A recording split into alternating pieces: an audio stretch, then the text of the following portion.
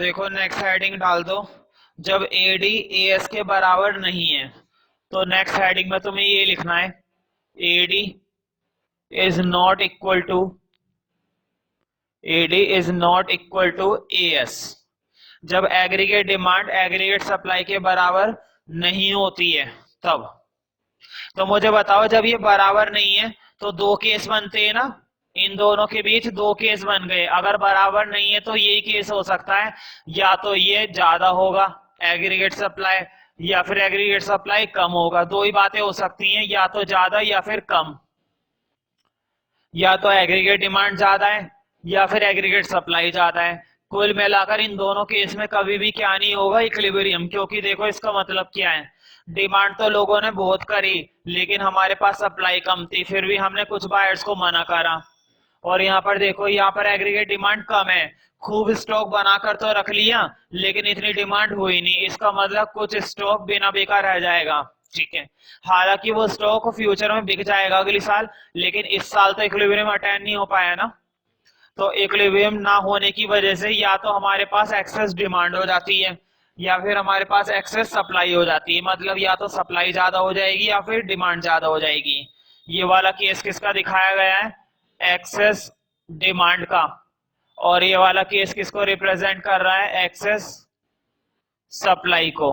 ठीक है, तो अब दोनों कंडीशन को हम एक ही डायग्राम में शो कर सकते हैं।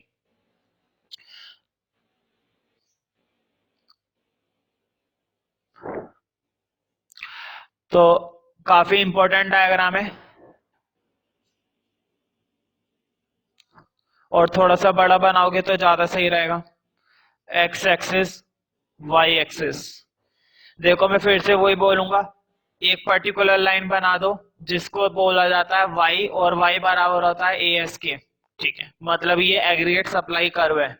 हाँ, एग्रीगेट डिमांड तुम्हें ये बनाना है और तुम्हें मालूम है ये एडी है, और जहां पर ये दोनों एक दूसरे को इक्वल करते हैं वहां पर क्या माना जाता है, कंट्री की नेशनल इनकम का लेवल, और यही पॉइंट होता है इक्विलिब्रियम। लेकिन अब देखो, मुझे देखना है कम या ज्यादा। मुझे बताओ, इधर देखो, एग्रीगेट सप्लाई का कर्व नीचे है और एग्रीगेट डिमांड का कर्व ऊपर है। इसका मतलब ये वो कंडीशन है, एग्रीगेट डिमांड ज्यादा है और सप्लाई कम है। देखो, सप्लाई कर्व इसके नीचे है और एग्रीगेट डिमांड ज्यादा आ रही है। अब यहाँ पर देखो, अब एग्रीगेट डिमांड कम है और एग्रीगेट सप्लाई ज्यादा है, तो ये वाला रिलेशन है।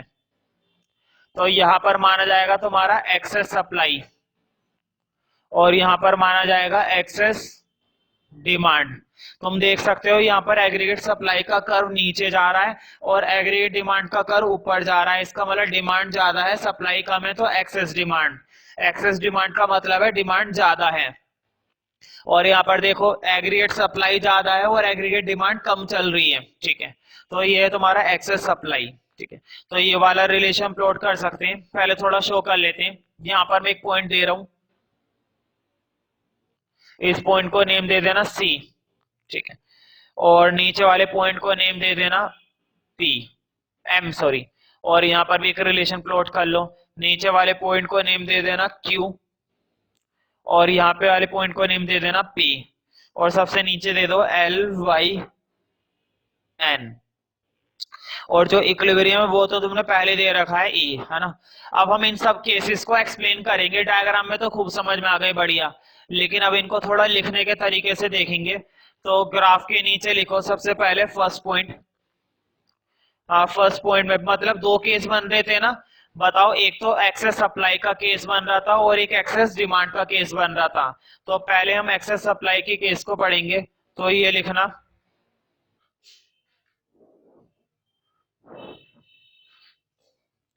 तो देखो, पहला केस जो था वो ये था कि एग्रीगेट डिमांड एग्रीगेट सप्लाई से कम है। ठीक है, तो पहले मैं यही वाला केस एक्सप्लेन करूंगा, जब एडी कम है एएस से। तो मुझे बताओ कौन सा वाला केस है, ये वाला ना।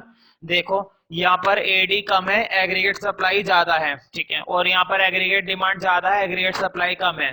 तो पहले मैं ये वाला केस एक्सप्लेन करने वाला हूँ, एग्रीगेट डिमांड कम है, एग्रीगेट सप्लाई ज्यादा है। अब देखो इसका मतलब क्या है, इसका मतलब ये है ना, एक्सेस सप्लाई मतलब कंट्री के अंदर दुनिया भर का प्रोडक्शन किया गया था लेकिन लोगों ने डिमांड ही नहीं करी। लोगों की डिमांड क्या रही है, कम। लोगों ने कम डिमांड करा है। इसका मतलब ये हुआ ना, कुछ बायर्स को हमें क्या करना पड़ेगा, मना, कुछ बायर्स को हमें मना करना पड़ेगा कि इतना आउटपुट हमारे पास है नहीं, मना करना पड़ेगा, ठीक है। तो प्रॉब्लम अराइज है, तो एग्रीगेट डिमांड कम है और एग्रीगेट सप्लाई ज्यादा है, तो इसके लिए थोड़ा सा लिखो this situation is represent bye, this situation is represented by, this situation is represented by CM। तुम देख सकते हो एक्सेस सप्लाई ये है ना, ये है एक एक्सेस सप्लाई, और ये वाला गैप क्या है, एक्सेस डिमांड। ये वाला पार्ट एक्सेस सप्लाई है, मैं बोल्ड कर देता हूं, ये रहा, और ये वाला पार्ट क्या है, एक्सेस डिमांड। खैर इसको बाद में देखेंगे। तो एक्सेस सप्लाई किससे रिप्रेजेंट की गई है, सीएम से। तो लिखो this situation is represent by CM line, CM line at income O N, at income O N AS line. देखो अब मैं बात कर रहा हूं इनकम लेवल की। इधर देखो बोर्ड पे, इनकम का लेवल है 0 से लेकर एन तक, ओ से लेकर एन तक। इनकम का लेवल तो ओ एन तक है, और इस लेवल पर एग्रीगेट सप्लाई कहां तक जा रही है, सी एन, और एग्रीगेट डिमांड सिर्फ कितनी है, एम एन। इसका मतलब बोर्ड पे देखो, एग्रीगेट डिमांड तो केवल कितनी है, एम एन, और जबकि एग्रीगेट सप्लाई कहां पे जा रही है, सी से लेकर एन तक। तुम देख सकते हो ग्राफ के अंदर सी एन ज्यादा है और एम एन कम है, ठीक है। तो देखो यहाँ पर एक्सेस सप्लाई का केस बना हुआ है। नोट के अंदर फर्स्ट पॉइंट में देखो, इन this situation economy will face recession. Recession का मतलब ये है एक्सेस सप्लाई, बहुत सारा माल बिना बिका रह जाएगा और हो सकता है वो अगले साल तक बर्बादी हो जाए, ठीक है। तो रिसेशन की कंडीशन यही होती है। और रिसेशन में ये भी होता है, इन कुछ प्रोड्यूसर्स को डर बना रहता है कि हमारा माल कहीं बिना बिका ना रह जाए, तो वो क्या करते हैं, माल के सस्ते रेट कर देते हैं और सस्ते करके उसे बेचना शुरू करते हैं। तो उस कंडीशन को बोला जाता है रिसेशन। तो बताओ ऐसे में उन्हें अच्छा खासा प्रॉफिट मिल पाएगा, नहीं, उनके प्रॉफिट पर भी इसका क्या होता है, असर, उनके प्रॉफिट पर भी इसका असर माना जाता है। तो देखो मैंने ये लिखवा रखा है, in this situation economy will face recession, there will be unsold stock of goods. कुछ गुड्स का स्टॉक ऐसा होगा जो बिक नहीं पाएगा। Then producer will reduce the use of factors of production to cut the production level, ठीक है। तो वो क्या करेंगे, अपने प्रोडक्शन के फैक्टर को ही वहां से हटा लेंगे जो बेमतलब में लगाए हुए थे। जब माल ही नहीं बिक कर दे रहा है तो वहां से सारे फैक्टर्स को हटा लिया जाएगा। नोट के अंदर देखो सेकंड पॉइंट में लिखा हुआ है, this will reduce the income level from O N to O Y. तो देखो जब वो फैक्टर को हटाएंगे तो ओ एन से ये लेवल बन जाएगा ओ वाई पर। तुम देख सकते हो ओ वाई पर अगर इनकम लेवल है ओ वाई, तो ओ वाई पर तो उसका इक्विलिब्रियम पॉइंट कहां पर जा रहा है, ई। इक्विलिब्रियम पॉइंट कौन सा माना जाएगा, E. As a result equilibrium will be restored at point E. तो ई पर उसका इक्विलिब्रियम वापस रिस्टोर हो जाएगा।